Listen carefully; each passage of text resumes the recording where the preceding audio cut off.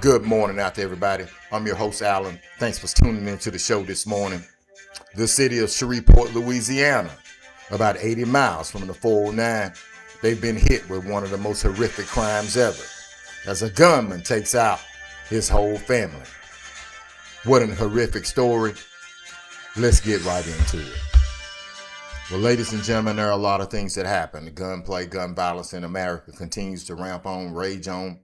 But this story right here is a story that is a sad situation. You know, you definitely don't ever want to see a situation where anybody gets shot, but let's don't. You've got some kids. A gunman by the name of Shamor Atkins. He's turned the gun on his whole entire family. 10 people shot, 8 people dead. One that they say don't know if she's going to make it out. And what most are considering a domestic deal. But when it comes to this, ladies and gentlemen, could this have been prevented? What does a person think within their mind?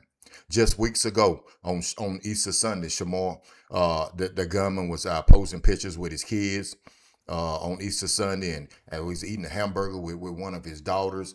And he also made some comments. Now that if you go back and think about it, he was asking for his mental state and keep his mental state together and praying to God that he could keep his cool.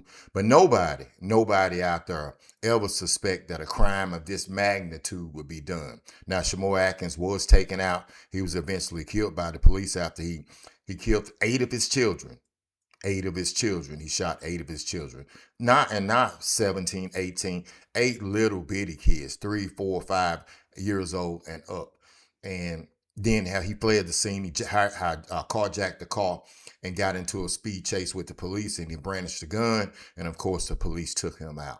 But the damage had already been done, killing 8 people. So there's no possible way when crimes like this happen that we can actually figure out what it is, because you'd have to be deranged or a psychopath or whatever to be able to go inside a person's head and figure out why would they commit a crime like this. Now, he had already been on probation and got off of probation for shooting in a school area, and he got off of probation. So right now we're asking the question, how did he even get off of probation for that? And this is a former military soldier, a former veteran of the United States military who commits this heinous crime, and this heinous crime against his family.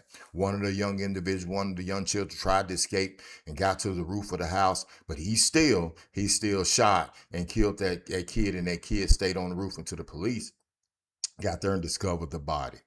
This is one of the stories that we hate to report out on, because it doesn't make a lot of sense.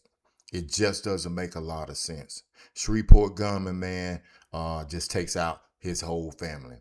So as we continue to move on and we in our daily lives, and we think about all the things and the struggles that we are going through in our daily lives, I want you to take a moment and say a prayer for those young kids out there, those young kids that, because they had their whole entire life ahead of them, and he took their father took their life away from them.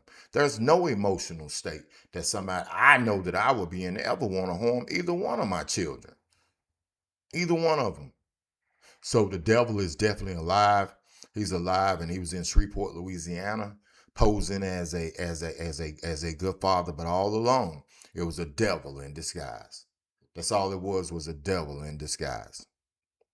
Before we move on to the next segment, I want to need you to hit the like and subscribe button. Hit the like, subscribe, and donate button. Appreciate you guys and girls out there sticking with me. Let's continue to roll on.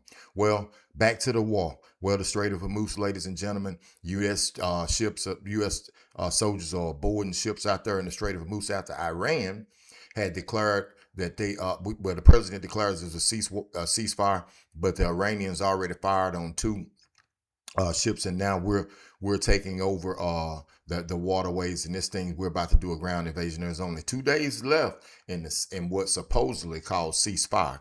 There are 2 days left, so that's just another situation that is raging on, and once again, things in America, just seem like they're getting worse and worse and worse. Worse and worse and worse. But this story itself has me down and out. Has me down and out, because I mean, taking the lives of your children is just something that just baffles me. It baffles me. It really does baffle me. Even though the war is going on, and it's already playing a major impact on all of us. Stories like this have a way of breaking even the toughest of people down out there, because when you realize that those small children couldn't defend themselves, not against an intruder, against their own father. This is Alan with D9J Sports, where we venture off to other things. I might have to get off here because I just don't understand what's going on in America and what people are thinking and why stuff like this. Why do we have to come on a Monday morning and report out on events, tragedies like these? Just don't know, ladies and gentlemen. Just don't know. But you know my motto on my sports show. This is driving me crazy. I'm your host, Alan. I'll see you this evening on the Sports Buzz. I'm definitely OUT.